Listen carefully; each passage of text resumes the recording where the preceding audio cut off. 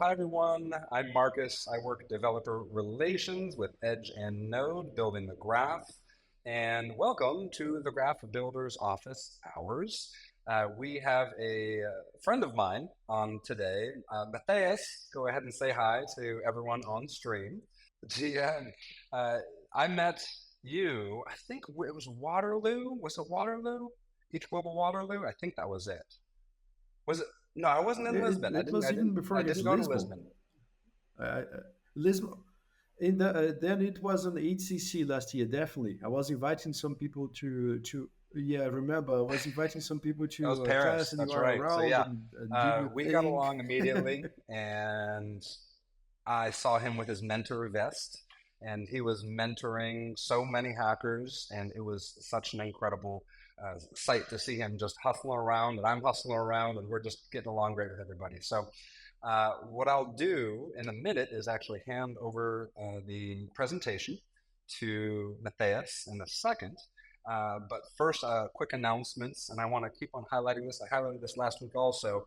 But for those builders out there who are wanting to get into subgraph and substring development and want a more curated mentorship, go ahead and go to buildersdao.tech.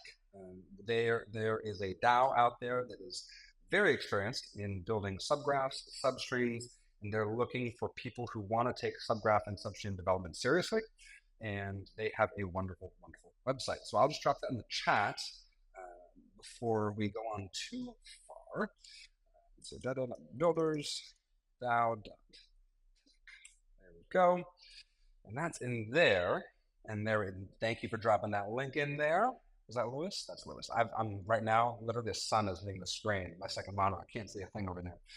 Anyways, so that's the only announcement that I want to have so far. And I'll hand over the presentation to Matthias.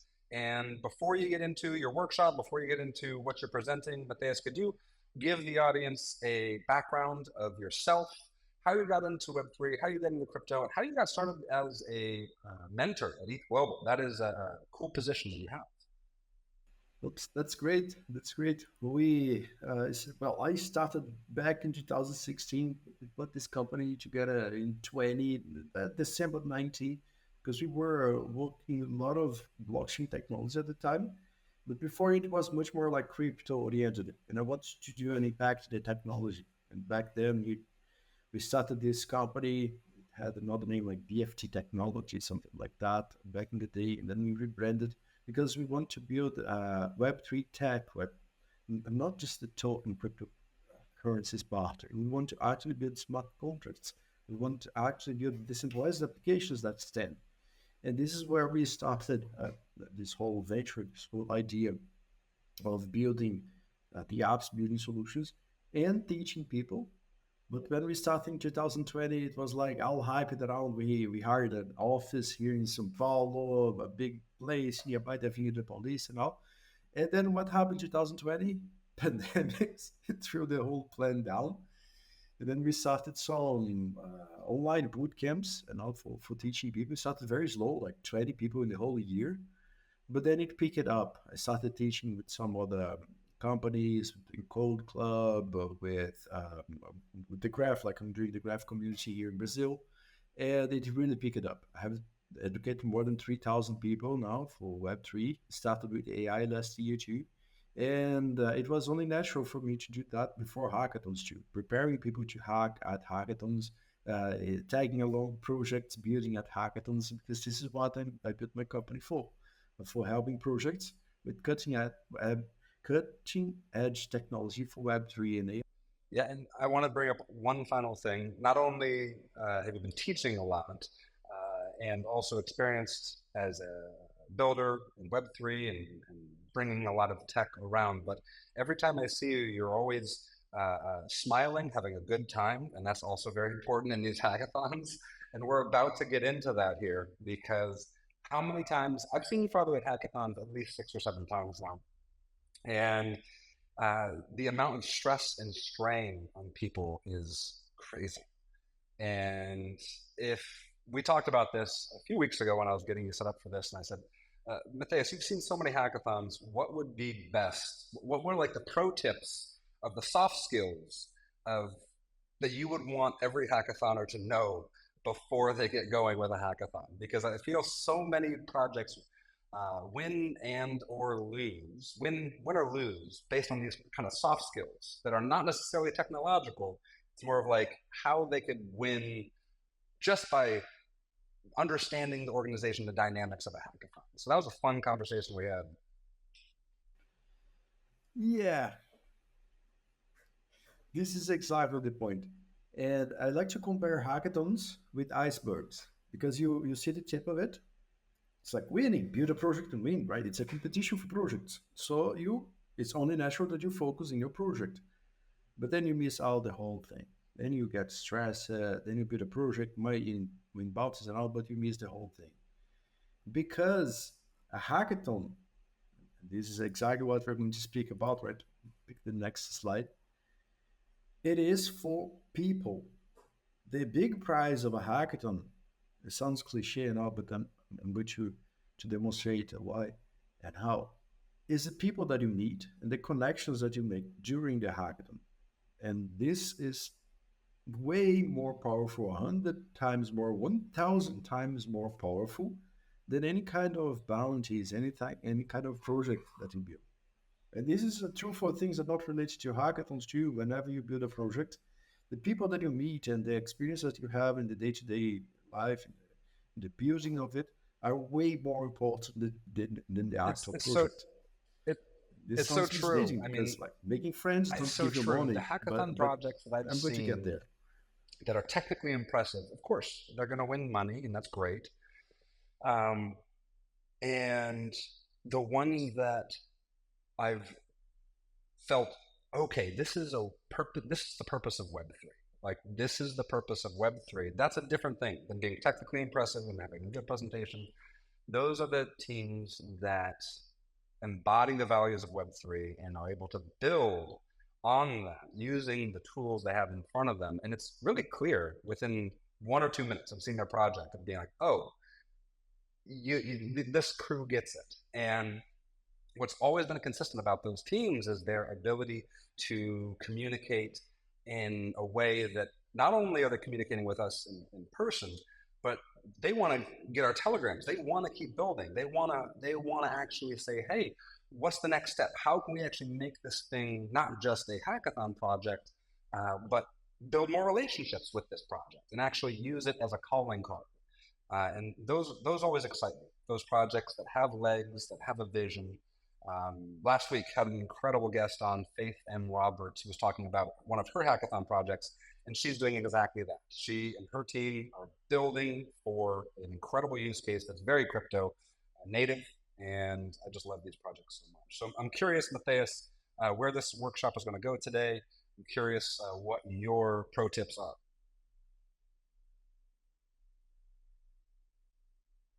Exactly, exactly. And it depends on the goals, right? This is my first question. What are your goals? So speaking from my personal experience, when I saw this iceberg thing and I figure out, oh, so it's not about $10,000. It's not about pitching my project to a VC.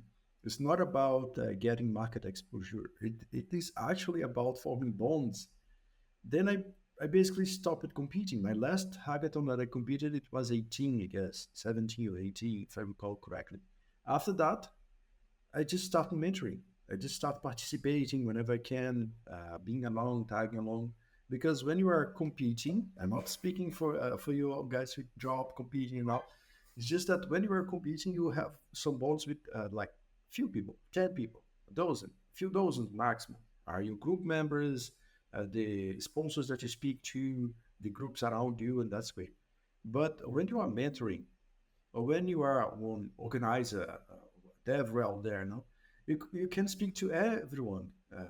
You don't have boundaries. You can connect to everyone. So my goal, for example, is to create connections and maybe even friendships, right, Marcus? We meet people around it now. So this is the first question. What are your goals for the hackathon, right? Thinking on what are your goals for participating and let's say you're hacking at It Global Singapore or It Global San Francisco or some online hackathon, what do you want to achieve that? This is the And you're first thing speaking that you should individually, like think just as a before starting, person, right? before I even, like the minute I say, okay, I'm going to go to this hackathon, afterwards, or even before I sign up for a hackathon, think personally, what are my goals? Like, what am I trying to do here?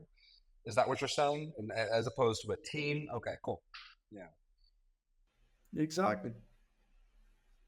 And also the goals, like the individual goals inside your team, because I'm going to speak about team formation later. And if you have a misalignment of goals, I see that this is one of the biggest source of problems. To speak, what are your enemies? So, for example, misalignment of goals. You have a person that wants to learn, it's just there for learning, experiment with things. It's not worried with winning boutings, prize, whatever. I want to maximize my learning. I want to ask a lot of questions, even theoretical questions and all. Pairing up with another person that needs to pay the bills. I need to earn at least $2,000 in this bootcamp to pay my bills, for my travel bills and all. Or I want to build this project and present that for a VC. This kind of misalignment can create so much problems.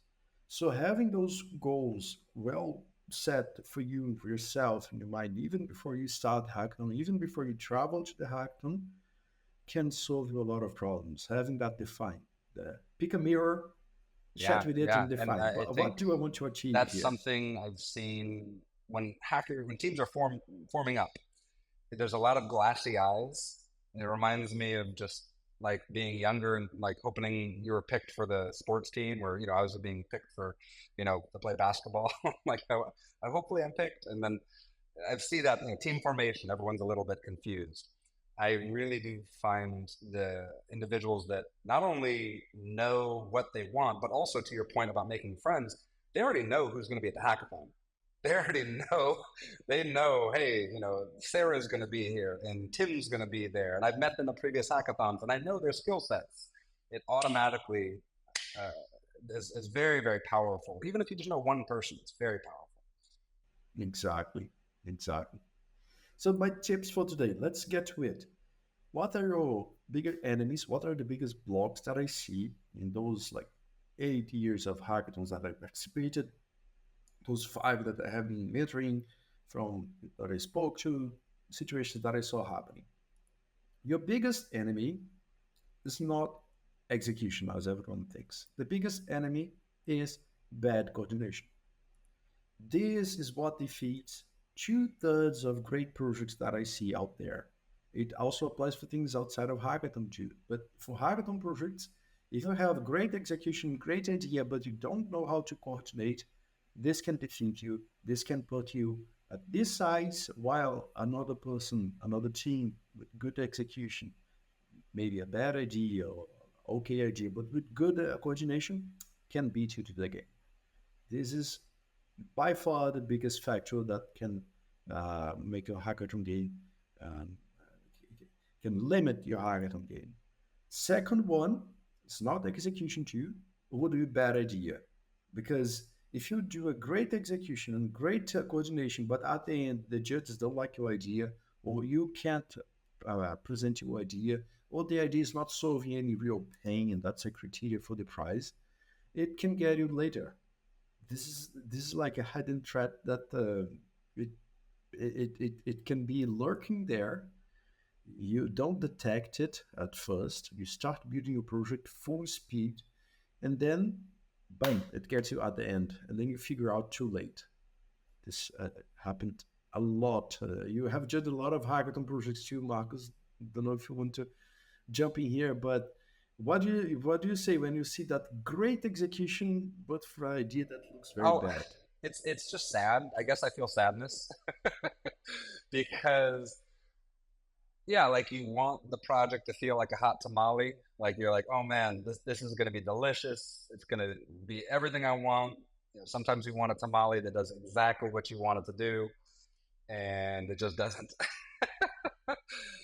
And it's like, oh, like there was something in the first 10 minutes of this project that something went off, and everyone knows it. Like they know it, we know it, um, and I'm curious on your thoughts on how to identify. when it's a bad idea, specifically, like when do you know it's a bad idea? This is the problem. Most of the cases you don't. You discover too late. Because when you're not coordinating well, this is easy to know. My next situation would be the bad technical execution. That is what most people focus on. And when your code is not working, it's super clear. But when it is a bad idea, then it's more difficult. I'm going to have some suggestions down the road, but this is the great metaphor you put, Marcus.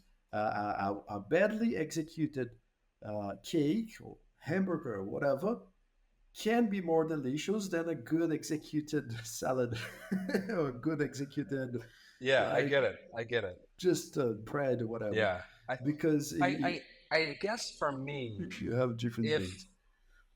if someone's coming into a hackathon and they understand Web3 values in terms of decentralization and in terms of the use case for having a public ledger, transparent ledger, and then starts from there and understands the power of decentralization and blockchain technology and really understands that, uh, how that's different.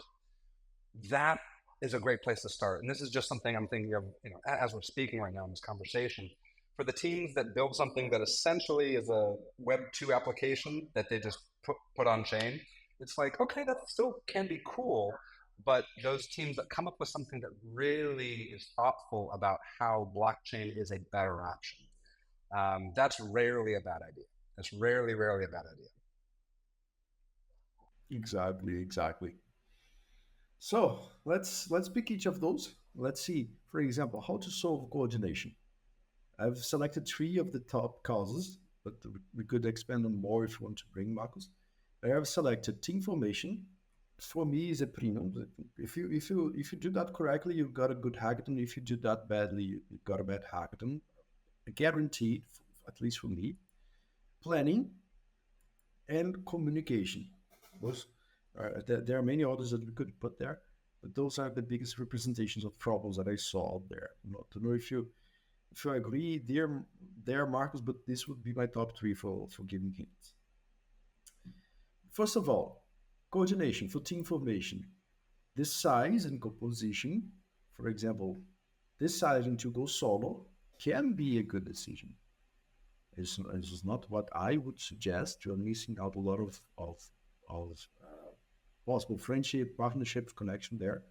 But it's better than go with a bad team. I'm not saying that it's a team that's going to perform badly. It's, for example, if you want to learn and you learn solo, it is better than trying to learn with a team of competitive hackers because they are going to be pushing you for producing, for coding, for delivering, and you want to have your time to explore.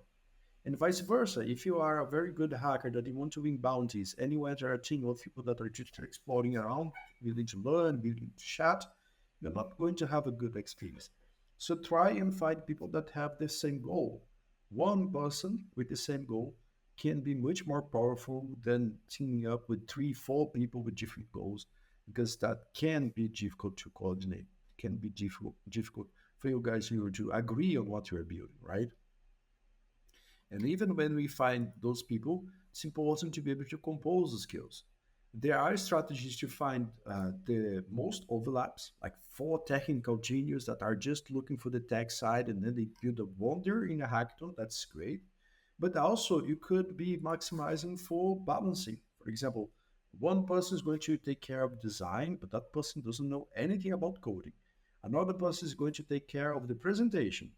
They don't know how to code too. And I'm going to focus on the front end, and I have this other person to focus in the back end. That's a great way to compose. So everyone has a boundary. They meet in the middle. Usually, we need one person to be the glue, to be the. It's not good at anything, but it's good at communication and coordination. But it can be a good composition going that way, right? I would like to call out diversity too, because if you have all of the same, uh, only let's make a team of Brazilian guys that like barbecue. Okay, that is going to be a great team. We're going to have a lot of I've been having chats. some You picanha like this last barbecue few too, right, weeks. Yeah. Marcus? Uh, But Yeah. For anyone out there who Oh, hasn't had that's a great. Brazilian barbecue just yet, please have some picanha. It is so good. Matheus and I have talked a little bit about picanha. Yeah, yeah. We yeah, we might try this out in San Francisco. Let's close this subject. But you're going to miss out a lot of diversity, and innovation comes from diversity. Having people that think different, that don't agree with you, that find it gross than when you eat meat, like pairing up with vegetarians in this example. So yes, you could pair up, like if you're a vegetarian, pair up with a lot of vegetarians so you can go and eat out together. Great. But outside of this kind of very practical examples, when you have diversity of thinking, people from different regions, people of different experiences, different social constructions, you can put all of that inside your project and have a multiplication factor of thousands because you don't have those vices, those biases when you are just with people 100% like. Yeah, I mean that makes so That much applies sense. for experience I as well. I Having people of feel, different and experience I've seen this levels. mistake made by hackers that are fantastic developers, and and it's not their fault. It's just being an individual. If you're an individual, you're only as good as your two eyes, your two ears, your mouth, and your brain. Like that's, and, you got your hands, and that's great, but you're limited just by the state of your existence. If you're able to find someone so different than you that has value alignment, but very different, wow, like that's really cool because essentially you are getting a multiplier of that perspective. And not only are you getting that perspective, but you're getting all the problems that they have that you don't have. And the only reason we're here is to solve problems. Like that's what tech is here for. So the diversity is not just, I think, a pop culture kind of popular word. It's they have different problems than you will ever have. And that is the representation of diversity that I think is really powerful. That, okay, if I have a whole new problem set that I never understood, cool. There we go. Now we can start talking in a more creative way. And I have a whole problem set that they will never have. That's really, really cool to double and triple and quadruple the possibilities with just one extra person that's very different, that's value aligned. Exactly, exactly. And this is going to give you a lot of bonus later when we speak about ideation. I am a living proof of that. Whenever I travel for first world countries, speaking about blockchain now, and people sometimes say we are lacking day-to-day use cases. Being a Latin American here in Brazil, I have friends in Argentina that like it is so obvious why we need crypto, just to protect ourselves against the inflation, to just cross-border transfer and all. Then it is like, why do you need water? People say that water is overrated. Why do you need water? Because for us, it is a real pain that we use crypto for solving these pains. And for people in like Canada, United States, Europe, this can have no value because they can protect themselves from inflation. They can do cross-border transfer easily, and diversity can help a lot here because you're not hearing that from someone else that you don't know. We're actually the people inside the team Exactly. having these kind of Exactly. I mean, that experiences, right? is perfect example of the day-to-day use case of crypto is in full swing in Latin America, and it is in production. It is live and is highly, highly in demand. And I think that's it's a great front. We have a lot of developers on Edge and Node from Argentina, and they're always it's incredible to see how much motivation they have just every single day. They're just jumping in and saying, "This is what we need to do. This is how we need to do it." Every day, it's a mission for them. It's very cool to see. Yeah, Exactly. You can only have that when you do diversity. So it is a key point for team composition. The same thing applies for experience too. Having juniors, having people with all the set of experience that you don't have to compose it very well, but need to be done with care. They need to be done with care because this can cause attrition to know that differences are difficult to deal. It's that like how we are biologic programming requires a lot of experience of like social experience, social control for you to be like yourself, elevated and humble to know that you have another person that is different for you. And unfortunately, that's not that easy to master. We'll speak about communication later too. You're going to see an expression of that. This applies for goal alignment too, like we spoke.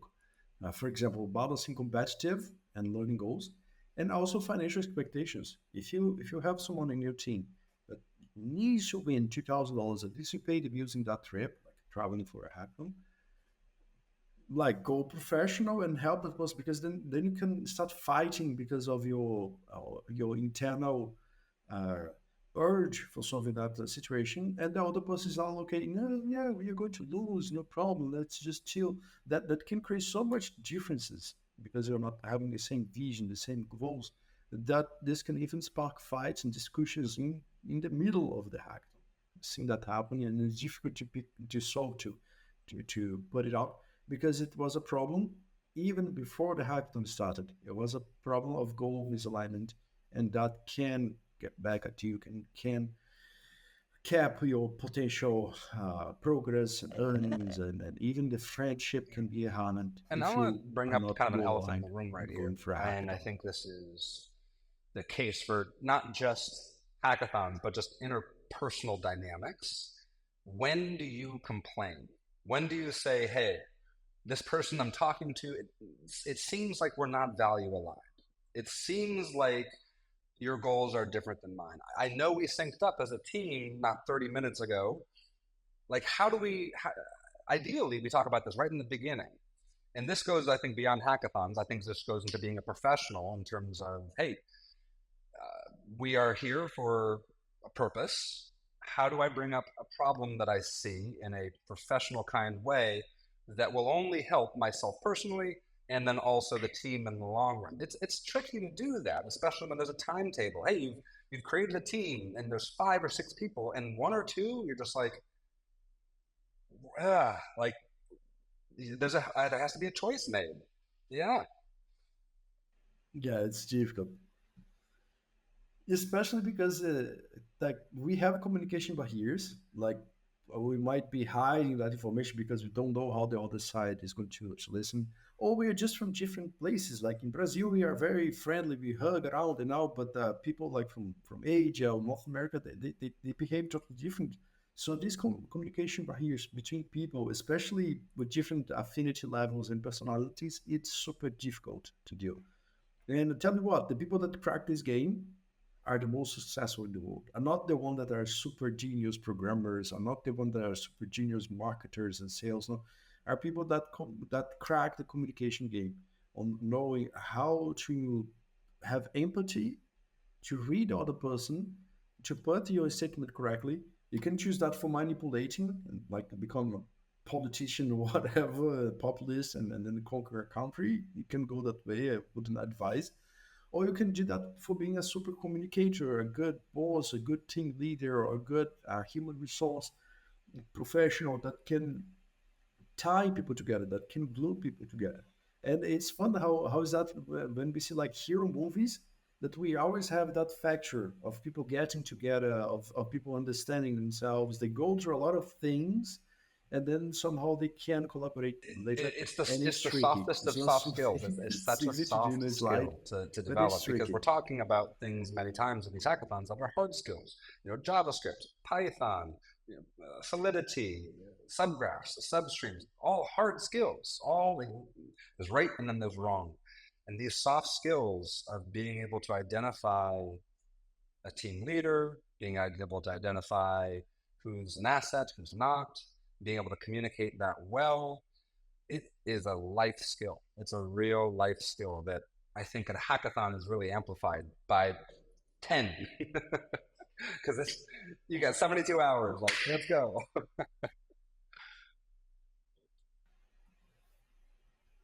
And it's crazy. This is one of the things that I'm kind of privileged to see when I'm teaching, because during like boot camps and workshops and all, I can see people by who they are.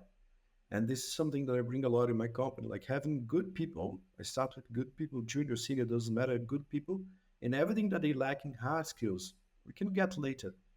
Because building soft skills takes years, decades sometimes. Sometimes you can't even do that. I have a lot of soft skills that I try to develop myself that I simply can't progress. Every time I measure, I'm going back and I'm like, oh no, what's happening? With hard skills, much easier. You dedicate yourself, you put yourself to that, and you improve. Soft skills is I have a much question. more difficult I to have a build. quick question in chat. So This is how thank to you, Lewis, solve for that? highlighting. Anyone in chat, if you have a question, I see everyone's chatting. Just write down in big letters "question," so I know it's a question. There, where is it? I had it a second ago. And how do you approach mentoring others when you personally, Matheus, when you see or you think they're working on a bad idea? Do you have a story maybe that you're like, oh man, this is a bad idea?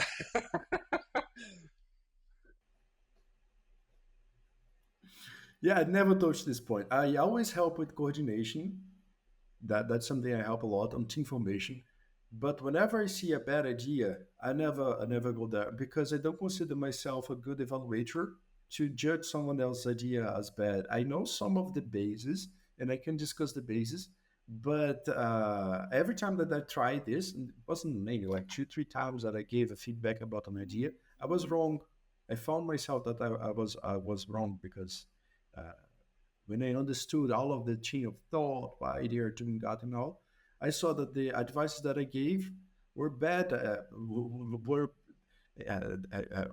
weren't improving the idea, or was working against it. So these questions, like whenever I'm mentoring and I see a bad idea, I never help by saying that it's a bad idea. We try and understand. But whenever I can help with the coordination, with the execution and all, then I'm more straightforward because I I'm, don't I'm know if not I'd be that confident that I can strong, help. especially early. And if it's within the first 3 to 5 hours of a hackathon, I might say something. it, I might. Yeah, you're more straightforward because you're much more experienced with ideas of people too. Because Yeah, I only see only some if it's ideas, you early. If it's see day all of them. two, So I'm like, maybe you are I more can't say experienced for anything. that, But if right? it's within the first day, first few hours, and someone comes up and they're like, oh, I don't know, I might say something. But I'm going to give some directions here for ideation later too, because if you start well with a good process for ideation, the probability of having a bad idea is much lower. The ability for detecting a bad idea is more difficult, but the ability for creating a good idea is more of a good size. Okay. So if you want your idea to be shot down, go for Marcus. If I you try to be want your nice. I do idea the to be sandwich praised, go technique for where you me. start with a compliment and then just, and then compliment. Sometimes works. I know how it goes. I know how it goes. Yeah, I have trauma with feedbacks for ideas here because most of the time I see people giving feedback for ideas. It's for the worst, and then I try not to go that way. Maybe it is a personal thing. Now we spoke a lot of theoretical things. Let me give you two practical things too. Availability during the hackathon. Discuss that. Definitely discuss that. What time are going to be available?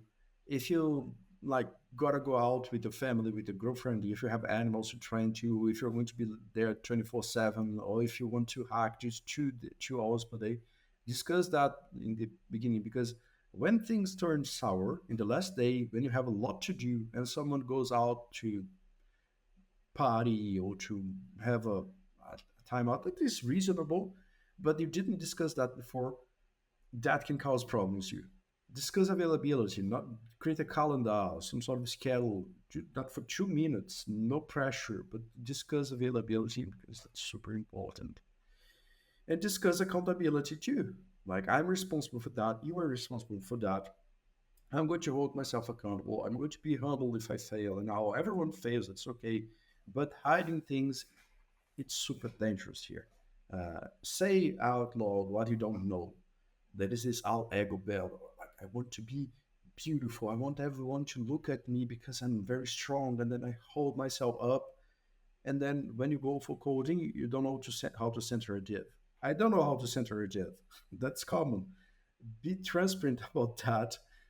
Tell that to people, and then hold yourself accountable for your pass of the Yeah, hacking great, process. great, great guide, It's great super guidance here. important. About planning, definition of scope. And don't overdo anything that I put in those bullet points. Don't overdo. Don't create a 10 pages somewhere about the project. It's one line. Define the scope. Put it somewhere. I'm going to speak about that in communication, but have that written somewhere. So you just set the goals and objectives. 3 bullet points, okay, people. 4 or 5 if you want. Don't overthink. Ask AI to generate that if that's the case, but have it written somewhere. If you wake up and look at the board, this goal and objectives there, and you look at that, that's great. If that's not well communicated, not well aligned, that can give you problems down the road. Ideally, you're going to have a high level action plan, 3 pieces, 5 pieces, one after the other in a chain, so you can know what is the next thing. You are never idle. Idling is your biggest enemy in any resource planning. And a practical tip, always assign one task to one responsible person. It's like in playing a football game or ball game, it's always one person with the ball. If the ball is shared, no one's carrying that. If the ball drops, no one is responsible. Marcos and we are going to be responsible for buying the picanha for the barbecue. And you are going to be responsible for buying the charcoal. Okay, we go to the barbecue. That is charcoal, but that is no picanha. And then I look to Marcos. Hey, didn't you buy? And then Marcos tell me, no, Matheus, didn't you buy? And then I we have a shared I am so responsibility. This is hungry. I bad. am It can be so good hungry for because we're some multiplying tamales, workforce for here, some but picanha. We've got a good plan tonight, guys. Yeah. yeah, Okay. but you get the picanha, I get the farofa. Okay, one task per person. Let's not divide the same task in 2 3 persons because it can go down. If you have 2 3 persons capable for a task, like 2 front end engineers that can code the front end, divide tasks. Person A is going to be responsible for this landing page and sign up and whatever. Person B is going to be responsible for that smart contract integration and purchase flow, whatever. Divide those tasks, okay, in the high level plan because this can enhance you a lot in your hackathon game. Ideally, you would have visibility for those tasks. Can be post-its. Okay, if you have post-its, or write it somewhere, pick up paper somewhere, or you can use boards like digital boards or in your table. It can be post-its in your table, so that you know when we are late, what is the next task now. And you can even use some project management frameworks like Agile and our Kanban. Don't overdo. All of those bullet points can be expanded for days of work. Don't overdo. 1 minute in this, 5 minutes if you can, then it's done. It is going to pay off. This is some sort of Pareto rule here. And please use version control tools. I've seen a lot of times in the Sunday, the last day, people are going to merge things together. Everyone is in the master branch, in the main I've branch, I've seen and projects they submit their mix GitHub up everything. repos to nothing. Like it literally is an empty repo. And like they have a working demo. I can see their Vercel and I'm actually working with it. And I can't access their code. And I'm just like, and judging is I have to submit in 40 minutes. And I'm messaging them on Discord, like version control and making sure the links are submitted correctly. Like these little things. If I can't see, for example, the subgraph or the substream or the front end that is querying a subgraph, I, you know what I mean? It's worthless. Your 72 hours is It's worthless. worthless. Yeah. So yeah, yeah. Yeah. So explain why people don't do that. I never understand. People, if you're listening to that, do version control. Version control can be your project management framework. You can, for example, use GitHub to open pull requests. You mark it as work in progress, WAIP, WIP, and that's it. You have a list of tasks of work in progress, and boom, you have visibility. Now you have version control, and now everyone is ready. Now no one needs to One thing kill that I would say, themselves and at I've the given last teams day this tip because a it hundred didn't push. times, is the second you have a functioning MVP, don't touch that branch again. Fork it, and keep on building another branch. Just know that you have an MVP that absolutely works, and then fork from there and keep on building on that separate fork. Do not continue building when you have finished an MVP. Just go somewhere else. Yeah, I see that a lot. People think, oh, I can always revert. I can always go back to a branch. It never works. Never. I never saw someone doing a command and rebase and that's it. Never works. There is always an environment file. There is always some assets or some configuration that is missing that can throw you down. And then it's the most stressful part of the hackathon. Okay, I've seen No, people willing to I've throw seen fights. I've punches at the literally hackathons seen of two this. Hey, fights you at wipe with my hackathons. code. Like they never got to blows, but they were like in each other's faces. I'm like, guys, like it's intense. Yeah. Yeah, and then you start arguing why and why. So start well. Do some planning. This is not overdoing. This is not overthinking. Do like 5 minutes on those and set up your version control. That's it. That's simple.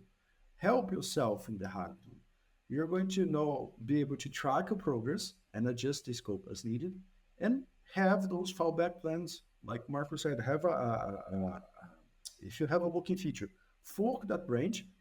If everything goes well, you fall back to that branch, or you can agree with the team. Hey, people, let's try building a subgraph to solve the world hunger.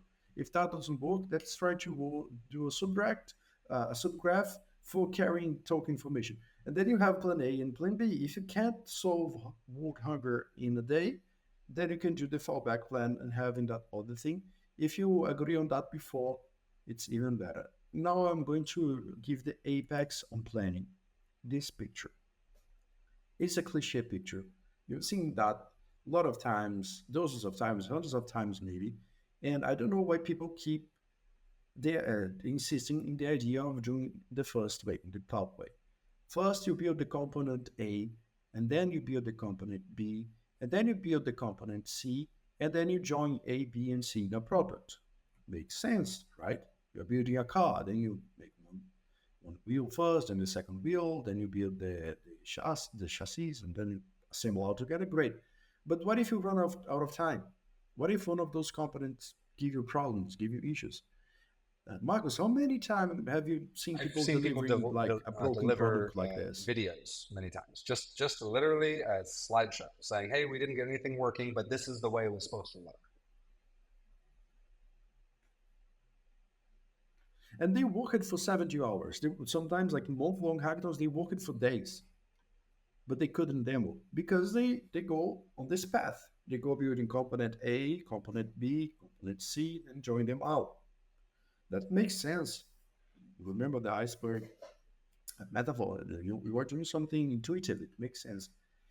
But if you try and do something counterintuitive, I know that you want a car, okay. But what if you build a skate first? 2 hours, you build a skate. You have something to demo. Then you go down, improve it a little, you build a bicycle. It's way better than a skate. It's not the car yet, it's far from it, but at least you can deliver. You're solving the initial goal. Then you go for a motorcycle. Okay, we are almost there. And then you go for a car. If you don't have time to deliver the car, at least you deliver the motorcycle, which is good. It can solve the pain very well. Okay, it is true. The amount of effort to build an skate and go it all the way down to the car is it's much higher than the effort to just build the car. Yeah, I agree with that point. Yeah, for building the car, you can have like 100 units of effort. And for going down all of this way, you can have like 300, 500, 1,000 units of effort. That is true, yes. But at least you guarantee that you're going to deliver something. And then you have a flow for you to test your assumptions. Oh, what I need is not a bicycle. I need a bolt. And then you discover that earlier, and then you can pivot, and this can lead you much quicker to success than go in the waterfall way of building a Fundamentals, car everybody. component by component. Fundamentals. Just I remember learning this years ago, and I caught myself on the first path. I'm like, oh yeah, I know exactly what I want to do long run, and I think it's only natural to think like that. And I've made the mistake. I'm sure Matheus, you've made the mistake. This is normal to make this mistake, but discipline matters, experience matters, and not making this mistake. very common. And also, we have a whole slide about communication because the real problem of communication, like we spoke a while ago, it is easy to learn, yes, but it's super hard to master. Mastering this can put you in a super elevated position.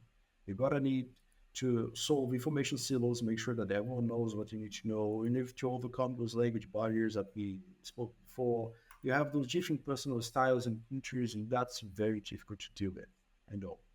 The best way that I know with technical people to deal with that is by writing.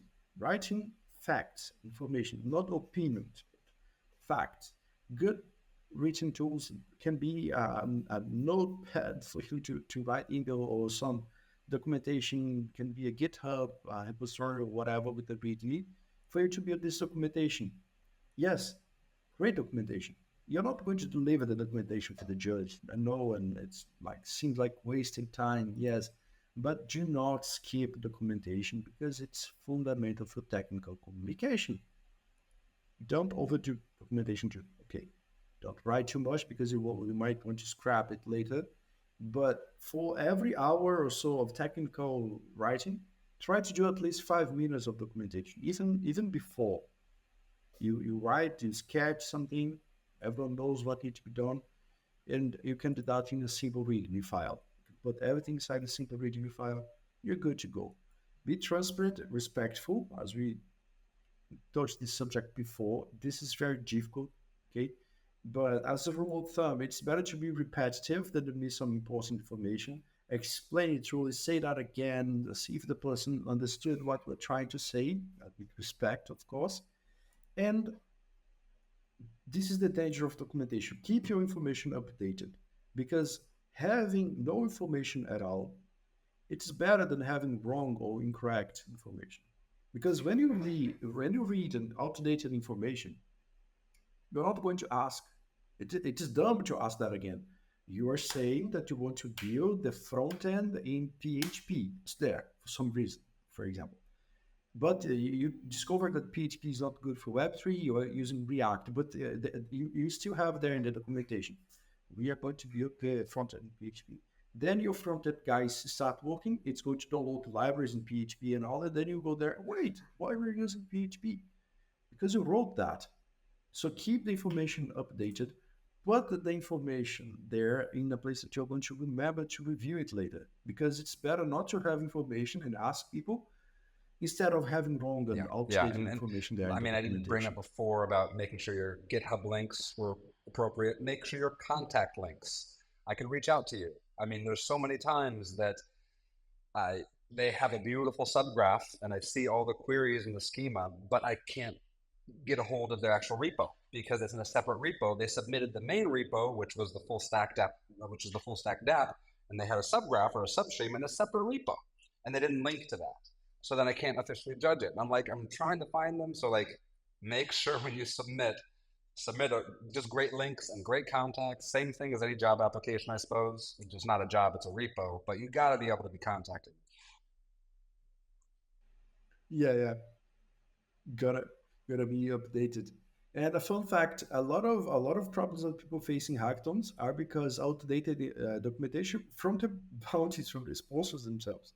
The graph is doing a great job on this, but I saw some other situations where a dependency changed or a method changed that they forgot to update documentation. And oh, how this causes problems during hackathons, cause a lot of stress, and then the Oh yeah. dev rel is out red trying Oh to yeah. fix that, I mean, but there's not a enough time few. I to think it was to like a year to ago. fix it. It There happens. was a push in production or something like that. I remember very much a push in production. I forget what part of the stack it was, but it didn't. It was an eighth level event. I think it was actually at Paris. Like something happened in somewhere in the stack, and it was like everyone was just like, "All right, this is a problem not only with hackathons, but this is software in general." This happens. Things change. Yeah, it happens. It is. This happens. This happens. This is part of the game. The next the subject that I have is the sweet one, ideation. Because you can either go for this technical ideation where the technology is the value itself, where you would look at the hackathon bounties, speak with the sponsors, the job postings that are around, the industry trends that are on, which might be a valid path for hackathon ideas, or some business ideation that wouldn't have anything to do with the technology itself, but they would solve real world cases, real pains. And I know that uh, some sponsors, some bounties, they do count that in factor, they do count that heavy in factor. So if you have a good technological solution for the hackathon, but it's not solving any real world case, real world pains, just technical technological marvel, this can be a bad submission, you know? Yeah, I mean, I like, I always look at technology as a hammer. It's a very, very impressive, sexy hammer, but that's all it is.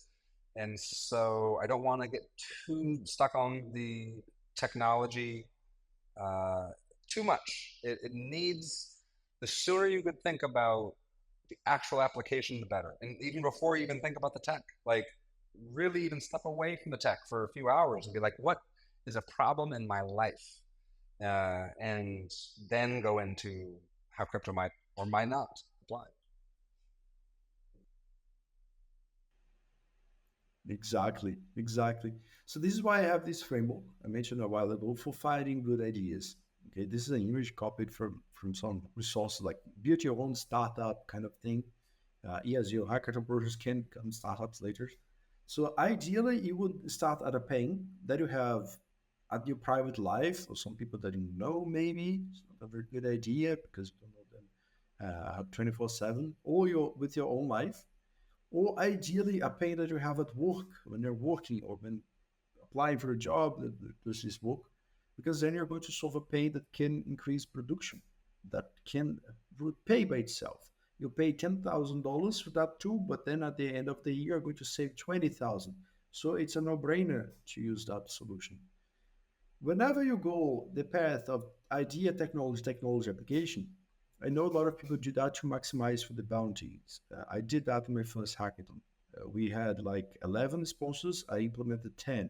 It was a big megazord kind of a Frankenstein, you know.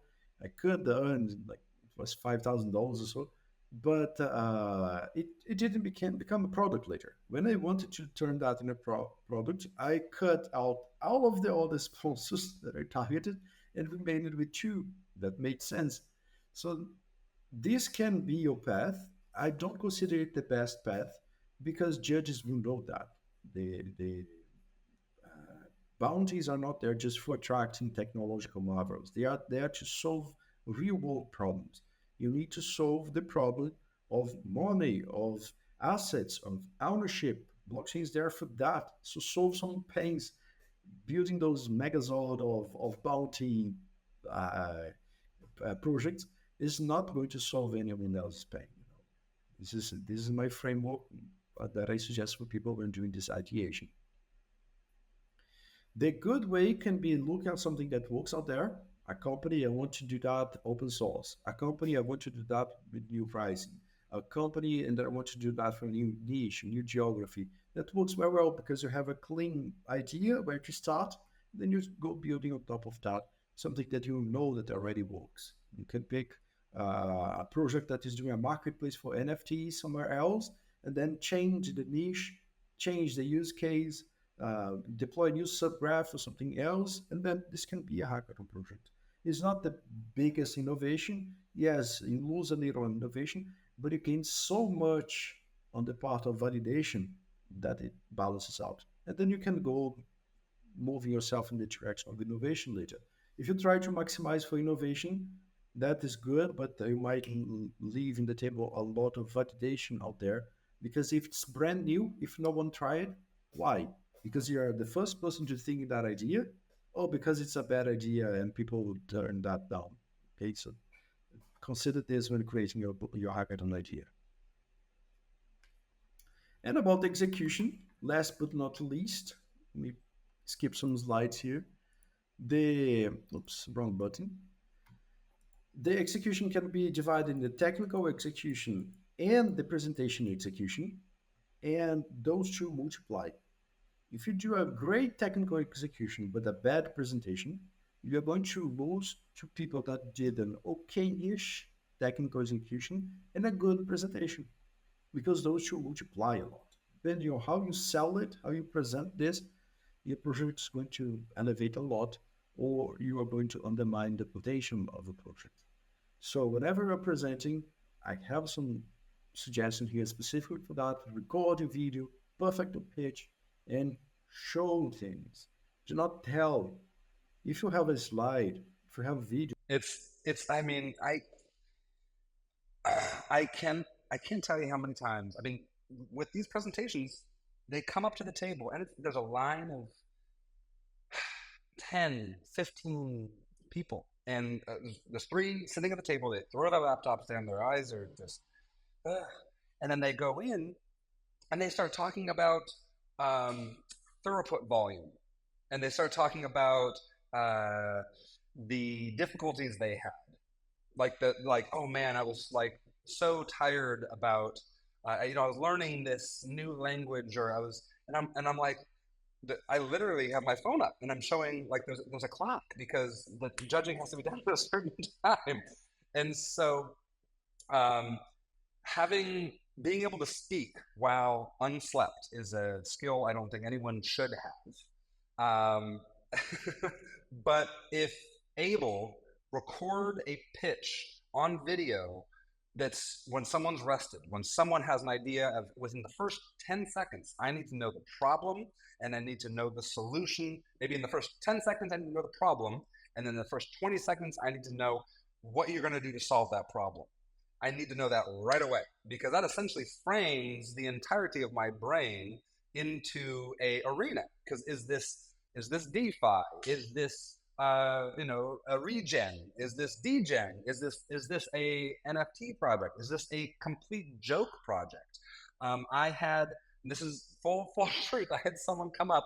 One of the best presentations I ever had was a joke project that was making fun of WorldCoin. It was called Buttcoin, and I'll never forget it.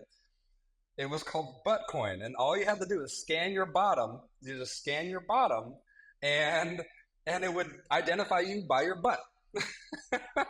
And I will never forget that because the presentation was so good, and the product was based on AI, and it actually was able to scan. He didn't show anything.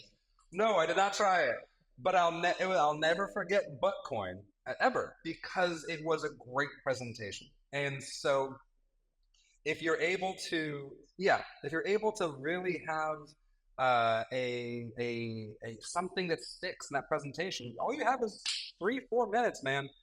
Don't tell me about your blockers. Don't tell me about. I mean, I'm going to forget that. Tell me about the problem you're solving. Tell me with some, that there's something memorable, something humorous, something that made you angry, like furious in the world, and you want to be angry and you want to vent to me. I'll remember that because oh my god, I was so pissed about this and I needed to build this. Oh my god, like I will remember that. And then from there, that is just a much better pitch. And then the technology is the solution to your anger or your fear or something. Exactly, exactly. And I like to put this in monetary factors for people to understand. Let's say you have $10. You have to put some in technical execution and some in presentation. People put 2 cents at presentation and $11 at technical execution. This is why most people fail. Whenever I have those boot camps with newcomers and they do a good presentation, sometimes they can win against very senior teams, not because they are better in a week. It's because they did a good coordination and then they have a better presentation. They do like $7 of technical execution, $3 of presentation, and then you have a great effect at the face of the judge. If you maximize for execution, technical execution is what most devs do, and I understand this is the most intuitive thing to do. You have a project, you have a hackathon, you need to code, right? But then you miss out the big part, the presentation. Executing the presentation can be gold there. And I have 3 suggestions. I don't There's know how no much hard time you stop have, here. We can keep Marcus, on but going. Sure. let's go for 5 minutes or so. Suggestions for before the hackathon. Like prepare yourself before the hack. I know there is a rule in some hackathons that you can't use previous code, previous private code.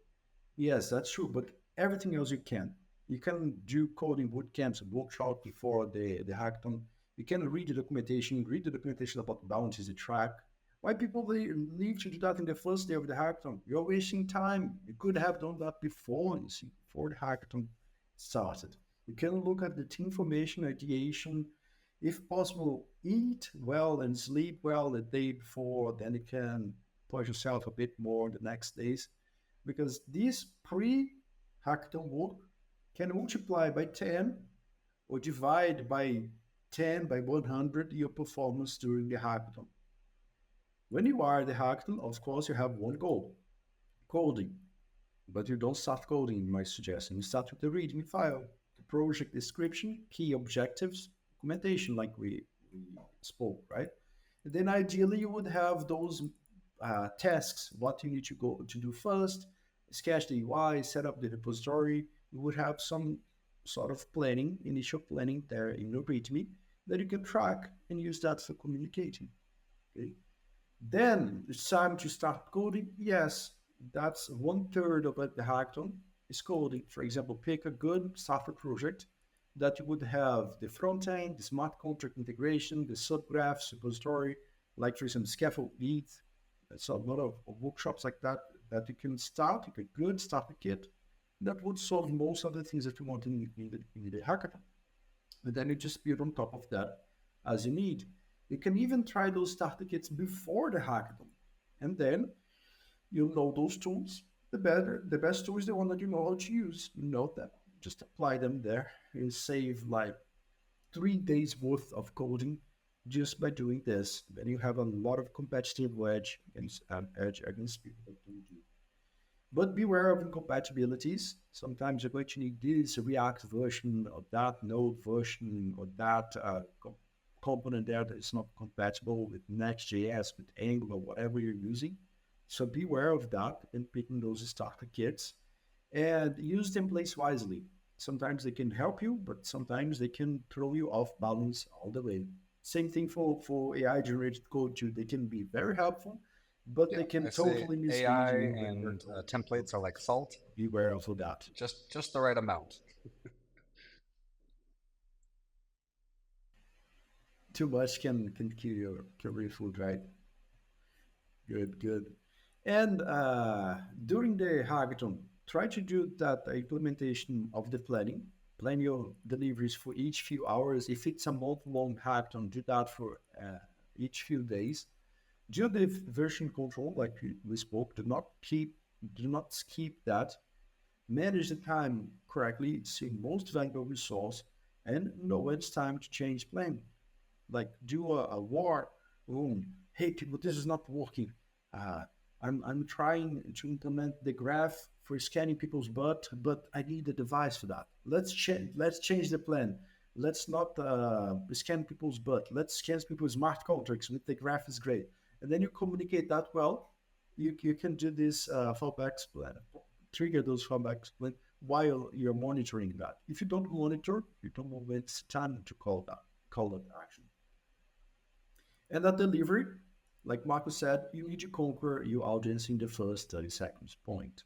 They're not going to have 1 minute. You don't have 2 minutes. You don't have 5 minutes. You have 30 seconds. If you fail those 30 seconds, anything you say after that is going to be handicapped at 20% of the potential. You can say that you solved cancer. People are not listening. They think that you're a scammer. They are afraid of scanning their own butts in your device. So those first 30 seconds are crucial for you to deliver your pitch. Then you keep your presentation short, everything that Mark said. I guess it's just repeating what Mark said. You're not going to have a good presentation if you don't deliver it well, no matter what you built in the previous days. And let's finish with this slide. What's the most important thing? First question you asked me, Mark. What's the most important thing? And of course, it's to win bounties. So just kidding. But earning some money is cool. The most important thing is to have fun all the way. What's the point of doing something if it's not fun, if it's stressful? should be able to enjoy every minute of it. It's not going to feel like you're working if you're doing that. And you should actively work on having a positive mental model. Avoid discussing with people, disagree, but with facts, not with opinions, because all sort of things are going to happen to throw you off a balance. Remaining positive and optimistic can have a very positive effect. It would enhance learning, would help you to communicate better, clear your mind for finding bugs faster, would prevent heart attacks. Okay, you don't want this to happen during hackathons. And if you're not having fun, if I'm not having fun mentoring, if Marcus is not having fun judging, if we're not having fun in what we're doing during the days, what's the point of it all? Why are we doing this, right? Great points. Great points. I mean, all that's very, This is very what I find good most points important. on that. Just have Everything fun. we do. I mean, yeah, it's tough. It's tough to. There's so much going on, and to just keep perspective is a big challenge. And I have a question actually in chat specific to hackathons. If you're a beginner just getting going in hackathons, what would you recommend, Matheus? Like a 30-day long online hackathon where you have the time, but it's remote and you could take your time? Or would you recommend like a 3-day, like in person, hackathon, but you're a junior, you're still getting started? What would be your thought about what would be best? Yeah, if you have a goal of entering the industry, a 1 week hackathon or a 3 days workshop, or even like if global hackathons have those short workshops in the first day, even that is a good starter. Because remember that, yeah, depending on how much time you have, of course, but the major goals is starting the community, starting your relationship with the mentors, with the teachers, with the judges, with the speakers, with the sponsors, because that is going to bring you inside the industry. Building a hackathon project, it's just a small step. Okay. Um, but what is your goal? How much time do you have to invest? Okay. And I'm going to suggest some resources. For example, after the hackathon, or this would apply before the hackathon too. What should you do? If you want to keep on building, or for this question, if you want to enter the industry, those two resources can be super valuable for you. Check out Builders DAO, like Marcus pointed out here in the chat. This is going to get you started very well. And if you have any questions, like if you want to ask questions, if you want to joke about things, if you want to ideate your project, get information, um, laugh around and sing off during the hackathon, we have a Telegram group for that, Venture Mind Academy, and it's open. Enter there, drop your intro, your project, your hackathon idea. We're going to give you the best resources, all for free. Never charge anything for instance. It's all for free, and you're going to find a lot of guidance there. I can guarantee to get you ready to hack in 3 days, in 5 days, in 1 day if needed, or your money back. That's Because funny. you're not paying anything, right? And you are in the V Minor Academy Telegram group. You're there, so people can find you there. Okay, perfect. Yeah. I can answer question there. I can do guidance. It's mostly for Memes and education. memes and I think education, memes but are part of it's a good education. stuff, right? Any good education, at least. And yes. I No, have no, a education question is in part chat. of memes. What's the next hackathon you're planning to go to or mentor in, Matheus? And can you please share the links? If Global San Francisco. Okay. It's Global Cool. San Well, I Francisco. will see you there. It's Global San Francisco. Yeah. Marcos and I are going to do a kick-ass barbecue there before. Everyone's invited. Okay. Yes. And it's going Well, to be Brazilian barbecue I with just picanha. grilled before coming. Yeah, just a few weeks ago, and it was pretty good. I need to work. I did the salt at the wrong time, but anyways, I'm getting better. Uh, yes. There's another question here. Do I you can teach. mentor I can about tech teach. choices too? Like, are you pushing the graph subgraphs, substreams, and firehose, or substream powered subgraphs? Are you aware of? Yeah. Yeah, like anything related. I can help. I'm starting this educational front here in Brazil, for example, doing in-person activation inside universities. We're going to have the first graphing campus here in the Federal University nearby where I live. So this is all of the idea, and I can also point you to experts like So much Matheus and all content. his content if you need the super advanced things, Yeah. and I can And help that I direction too. guess for those builders Solana, The greatest Solana content. is now supported. So we have Solana on the graph. So go ahead and go get those programs and index those. So cool stuff. More content.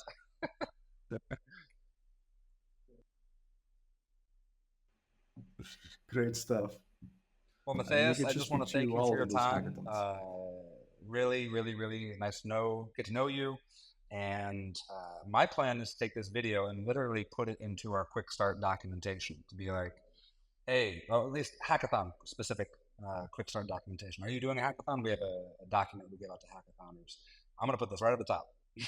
Like, watch this at 2x speed and go ahead and get all this information and make sure you're doing the hackathon right because this is the soft skills that really make a big difference at hackathons. That by day 2, day 3, people really wish they followed. So I'm really happy that we have this in the graph ecosystem. And for those of you watching, thank you for joining.